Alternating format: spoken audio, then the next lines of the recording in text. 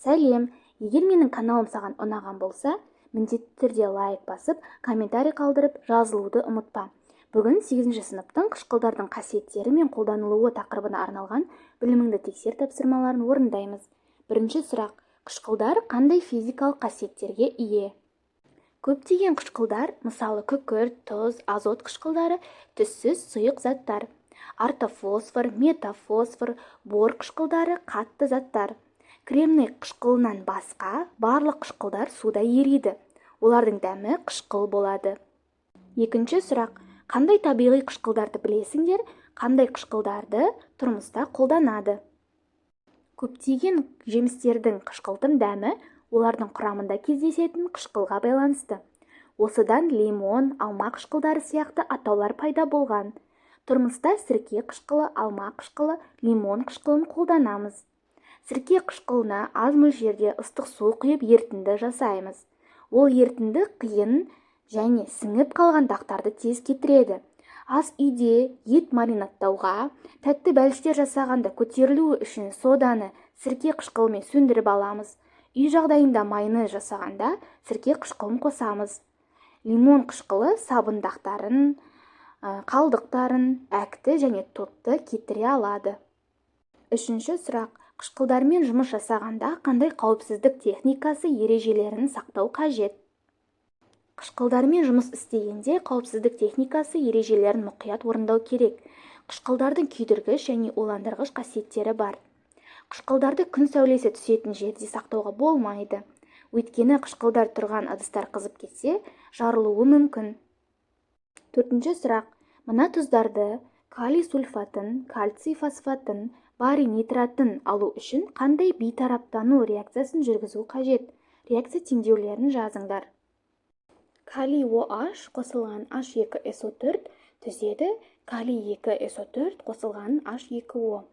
Реакцияны теңестіру үшін калий OH-тың алдына 2 және де H2O-ның алдына 2 қоямыз.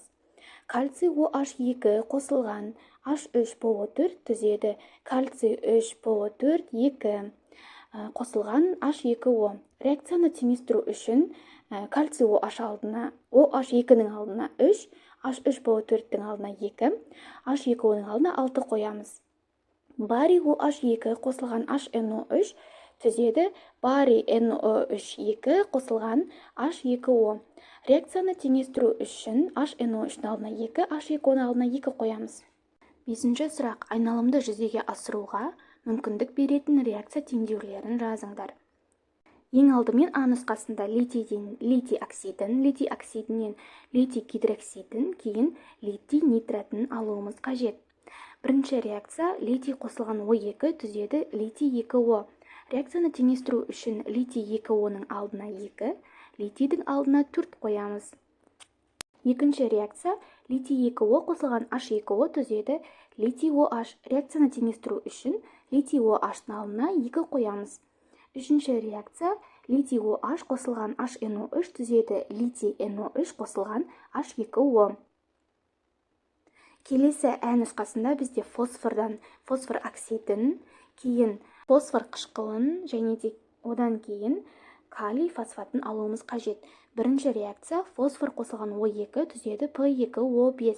Реакцияны теңестіру үшін P2O5-тің алдына 2, фосфордың алдына 4, O2-ның алдына 5 қоямыз. Екінші реакция: P2O5 қосылған H2O түзеді H3PO4. Реакцияны теңестіру үшін H3PO4-тің алдына 2, H2O-ның алдына 2 қоямыз. Үшінші реакция: H3PO4 қосылған калий OH түзеді калий 3PO4 қосылған H2O. Реакцияны теңестіру үшін калий OH-тың алдына 3, H2O-ның алдына 3 қоямыз. Келесі 6-шы сұрақ: сәйкестікті табыңдар. Бізде сілті лакмус индикаторында көк түске ие болады. Ал қышқыл фенолфталин индикаторында түссіз болады. Ал су метилоранж индикаторында қызыл түсті болады. 7-ші сұрақ: реакция теңдеулерін жазыңдар. Калий OH қосылған HNO3 түзеді калий NO3 қосылған H2O. Келесі реакция: купрум О қосылған H2SO4 түзеді. Купрум SO4 қосылған H2O. Келесі реакция H хлор қосылған магний CO3 түзеді. Магний хлор 2 қосылған H2CO3. Реакцияны теңестіру үшін H хлордың алдына 2 қоямыз. 8-ші сұрақ. Іс жүзінде жүзеге асатын реакция теңдеулерін жазыңдар. Магний қосылған H2SO4 түзеді. Магний SO4 қосылған H2. Келесі реакция магний қосылған H3PO4 түзеді. Магний 3PO4 2 қосылған H2. Реакцияны теңестіру үшін магнийдің алдына 3, H3PO4-тің алдына 2, H2-ның алдына 3 қоямыз. Алюминий қосылған H3PO4 түзеді. Алюминий PO4 қосылған H2. H3PO4-тің алдына 2, алюминийдің алдына 2, алюминий PO4-тің алдына 2, H2-ның алдына 3 қоямыз. Алюминий қосылған H2SO4 түзеді. Алюминий 2SO4 3 қосылған H2.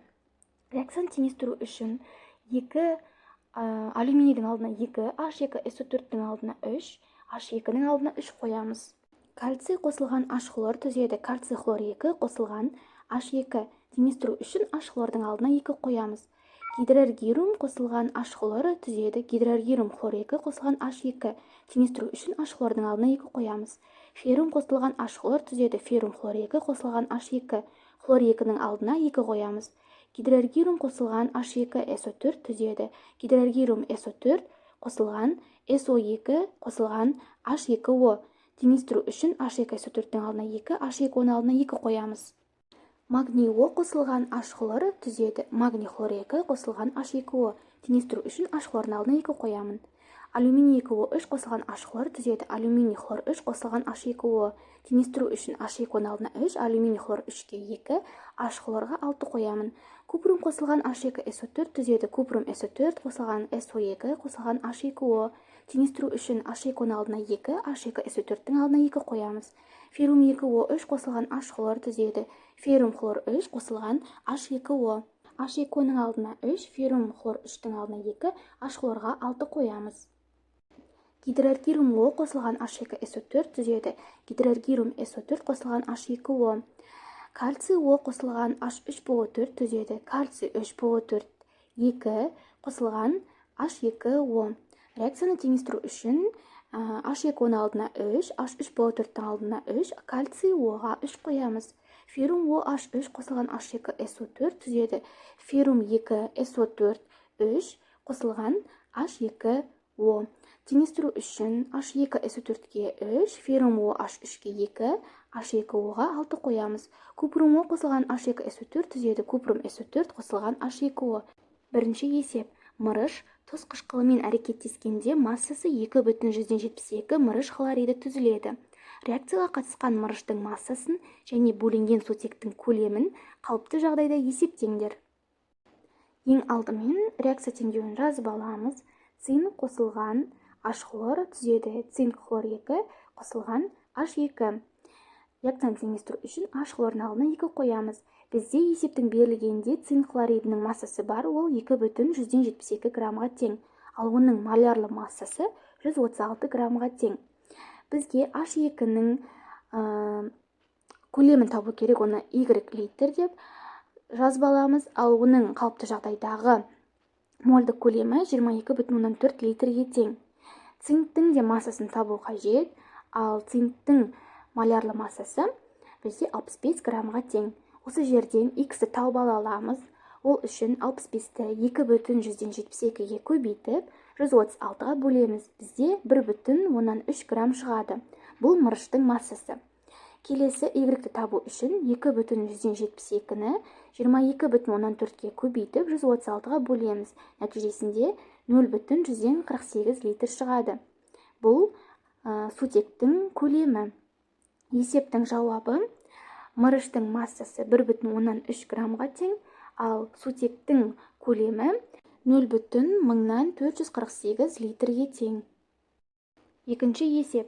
Массасы 1,4 грамм 2 валентті металл тұз қышқылымен әрекеттескенде көлемі 0,156 литр қалыпты жағдайдағы сутек түзіледі.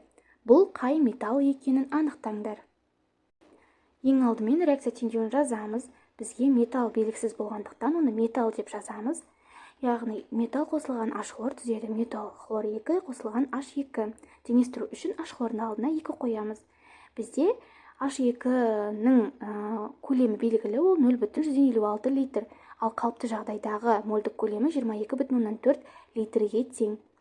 Металдың да массасы белгілі, ол 1,4 граммға тең. Ал молярлы массасын бізге табу қажет. Бұл жерден X-ті табу үшін 1,4-ті 22,4-ке көбейтіп, 0,156-ға бөлеміз. Нәтижесінде бізге 56 грамм шығады. Ал бізде 56 грамм ол темірге тиесілі, яғни МР темір тең болады 56 грамм мольге.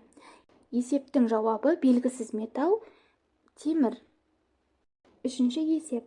Массасы 2,8 грамм темір тұз қышқылының ерітіндісімен әрекеттескенде түзілетін сутектің көлемін есептеңдер. Ең алдымен реакция теңдеуін жазып аламыз. Феррум қосылған H хлор түзеді. Феррум хлор 2 қосылған H2. Теңестіру үшін H хлордың алдына 2 қоямыз. Бізге темірдің массасы белгілі, ол 2,8 грамм, ал молярлы массасы 56-ға тең. Бізге H2-ның көлемін табу керек, оны X литр деп жазып аламыз, бірақ оның мольдік көлемі 22,4 литрге тең. Осы жерден X-ті табу үшін 2,8-ді 22,4-ке көбейтеміз, 56-ға бөлеміз, нәтижесінде 1,112 литр шығады. Есептің жауабы сутектің көлемі 1,112 литрге тең.